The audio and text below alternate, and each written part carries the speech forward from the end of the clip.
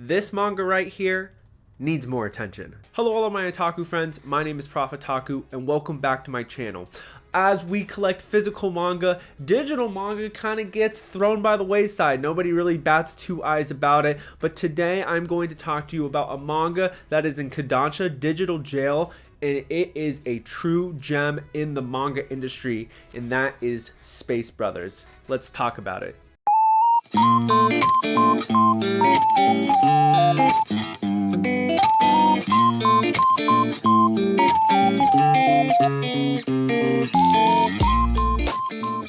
So just some quick facts about this manga. This manga is one of the highest rated mangas on my anime list. It started publishing in Kodansha's Seinen magazine Morning in December of 2007, and it's been compiled into 40 volumes as of September 2021. So this manga has won several awards, including in 2011 winning the 56th Shogakukan Awards and also the 35th Kodansha Manga Awards. In 2014, it also won the Reader Award in the 18th Annual Osamu Tezuka Cultural Prize. For those of you who do not know what Space Brothers is about, this manga starts us off in the summer of 2006. We have Mutanamba and his younger brother Hibito. They are out having fun when all of a sudden they see a UFO in the sky, and they both make a pact that they're gonna be astronauts someday. Fast forward to 2025, and Hibito, the younger brother, has become an astronaut with JAXA, which is the astronaut space program in Japan. Muta, the older brother, on the other hand, has not been very successful. He was working with a car manufacturer company, and he had just gotten fired because he headbutted his boss.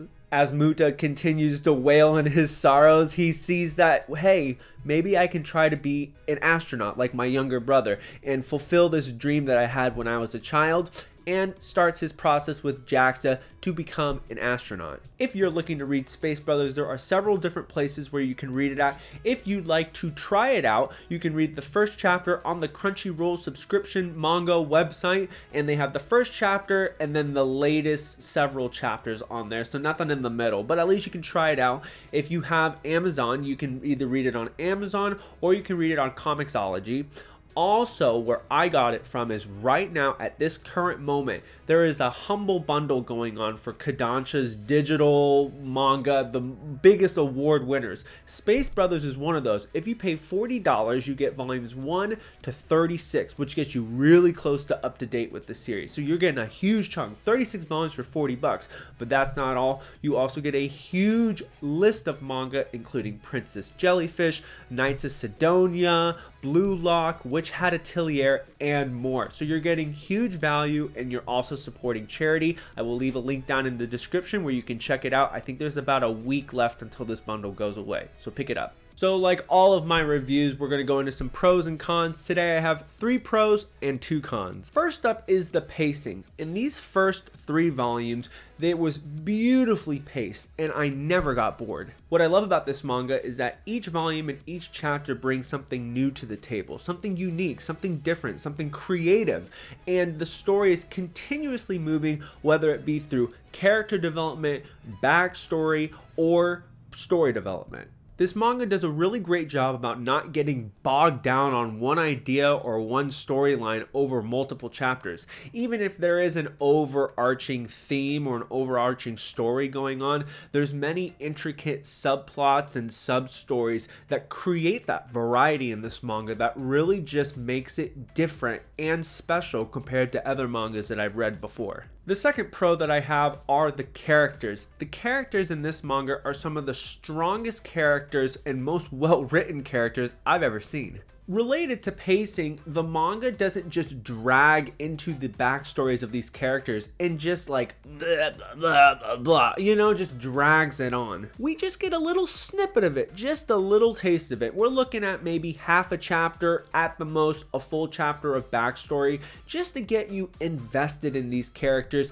and how that influences their action at the current point in the story. And it's brilliantly written in a way that keeps you engaged the whole time. In the first 3 volumes, we get introduced to our main characters, obviously, and then some side characters who are impacting this first part of the story. And what I love is that we get a little snippet of these side characters' story, even though they may seem minute and pointless, but they really do have an impact on the development of this beginning of the story. And so just getting that little snippet of backstory really means a lot to the whole immersion of what's going on. My last pro is the story. This is an original and creative story. You know, the sci-fi genre can be quite overdone. There's many sci-fi genre manga out there. But what this does differently is that this is realistic sci-fi.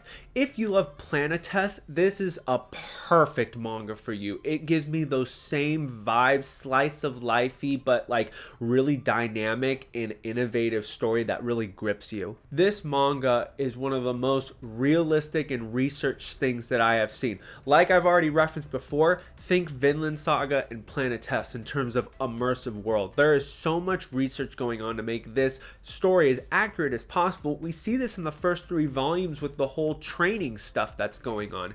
You know, they've done great research to make the tests very accurate and the whole dynamic of JAXA and how JAXA operates. It's really fascinating to see. What I also love about this manga is that it is the perfect blend of comedy, drama, and information. It doesn't dive too heavy into one certain aspect. It keeps things fresh and it keeps things moving. So let's go into my cons for this manga. They're very small things, but I do think that they need to be addressed. The first thing is the art. I don't know how it is later on, and I think that this art has potential to be something really special, and I think it will be. And the reason why I say that is because when you get like the really full 1-page, 2-page spreads, they're very detailed, they're very beautiful, and you can see there's lots of talent behind that artwork. But for most of the time, it's basically just a face in a speech bubble, and that takes up about 90% of the panel. So it's a quick read. Because of that, it's not that detailed, but because of that, we have issues with just it being just monotonous faces all the time. But the actual environment itself, they're showing the spaceships and the space stuff, that's really cool. What I also noticed is that like some of the faces were just inconsistent with the proportions. Like some of the smiles looked kind of weird, and then like sometimes the elongation of the face kind of changed. That it was very small, but like I was like, oh, that looks kind of funny. So I think it may be inconsistencies with the first several volumes that will be polished out later on. That being said, character wise, even though there's lots of character faces, these characters are very well drawn. Each of them are very distinct looking, and it's really great to see. Even with the side characters, the other candidates for being astronauts, those are super detailed too, so you're not getting confused on who's who, which I really appreciate. The last con is obviously this manga is a digital manga. There is a kind of a thing with digital manga, and people just don't like to read digitally. For me personally, it's not that big of a deal for me. Manga is manga. I enjoy digital for what it is, and it's really not that big of a deal for me. What I really like is somebody who's blind in one eye. I like that I'm able to zoom in and like see what's going on. That's really nice. But I know for some people it takes away from the physical immersion of being able to flip that page. I know it's so satisfying. But thank goodness we have things like the Humble Bundle and Comixology if you have a subscription, or Crunchyroll, that you can read these manga online for a very cheap price. So with that being said, it's not that much of a financial investment, but in terms of a physical investment, you're not getting a lot out of it. So I think that's why this has made this manga really not popular and not on the radar of many, is because of the connotation with digital manga. So with that being said, what are my thoughts on the first 3 volumes of Space Brothers? This is a potential masterpiece. With 40 volumes out, obviously they're doing something right. With as high as a rating that it has, obviously they're doing something right. And from reading the first 3 volumes, yes, they are doing something right. It's absolutely beautifully written. I'm super invested in the story and the characters. I can't put it down. I'm never bored.